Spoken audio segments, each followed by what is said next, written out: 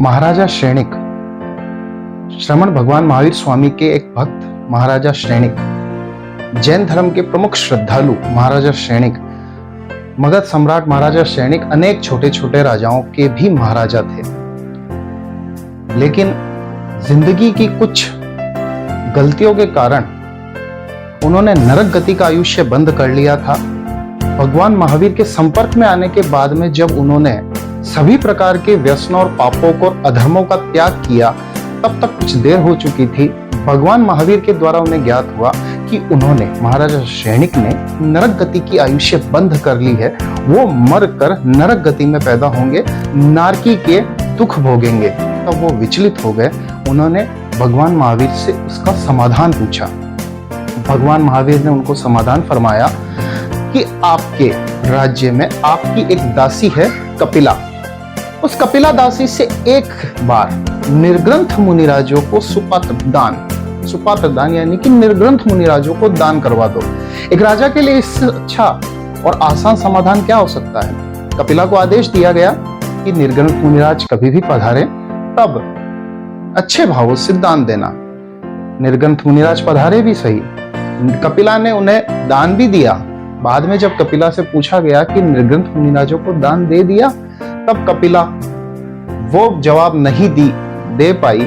कपिला ने कहा कि मैंने आपके डर से दान दिया है, मैंने अपने मन से दान नहीं दिया है। यानी कि भगवान महावीर द्वारा समाधान दिया गया, ये फरमाया गया, ये समाधान भी कार्य नहीं कर पाया। परमात्मा भगवान महावीर स्वामी ने दूसरा समाधान फरमाया कि उनके राज्य में, महाराज श्रेणिक के राज्य में एक कालस्वरिक कसाई है। उस कसाई के हाथों से रोज बहुत सारे पाड़े जानवर मरते हैं, हत्या करता है वो उनकी। एक दिन के लिए, खाली एक दिन के लिए कालस्वरिक कसाई से वो हिंसा बंद करवा दो। महाराजा श्रेणिक के लिए फिर ये भी आसान उपाय, एक राजा के लिए इससे साधारण, इससे आसान उपाय और क्या हो सकता है। राजा श्रेणिक ने कालस्वरिक को संदेश भिजवाया, आदेश भिजवाया कि एक दिन के लिए हिंसा नहीं करोगे। कालस्वरिक नहीं माना तो उसे जेल में बंद कर दिया। महाराजा श्रेणिक बड़े खुश हुए सांझ होते होते कि एक दिन के लिए कालस्वरिक कसाई से हमने हिंसा बंद करवा दी। कालस्वरिक कसाई को बुलाया। तब कालस्वरिक कसाई से जब पूछा तो कालस्वरिक कसाई ने बोला कि मैंने हिंसा शरीर से नहीं की, लेकिन मन से जरूर की है। मैंने अपने शरीर का मैल उतार कर उनको जानवरों की जैसी आकृति देकर उनको अपने नाखून के टिपों से, नाखून के कोनों से उनकी हत्या की है। यानी कि उसने मन से हिंसा की।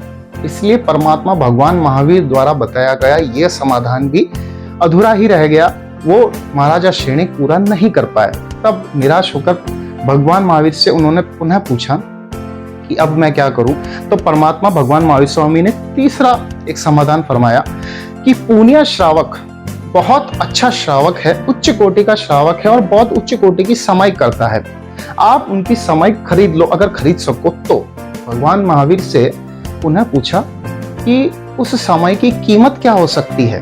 तब भगवान महावीर ने जो समय की कीमत फरमाई, उसे सुनकर श्रेणिक महाराजा के रोंगटे खड़े हो गए। परमात्मा भगवान महावीर ने कहा कि पुण्य श्रावक की समय इतनी शुद्ध है, हे महाराजा श्रेणिक, आपके हीरे, मोती, रत्न, सभी प्रकार के आभूषणों का ढेर बनाया जाए और वो ढेर सूर्य और चंद्र तक पहुंच जाए, तब भी सामायिक की मूल्य तो छोड़िए, उसकी आप दलाली भी नहीं दे पाएंगे।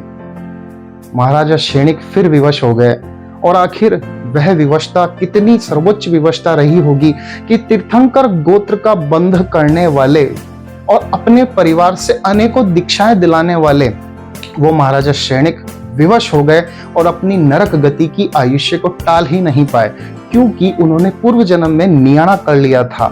यानी कि अपने संयम को, अपने व्रत प्रत्याख्यान को बेच दिया था। और जो भी नियाणा कर लेता है वो व्रत प्रत्याख्यान कर ही नहीं पाता। चारित्र मोहनीय कर्म का ऐसा गाढ़ बंधन होता है।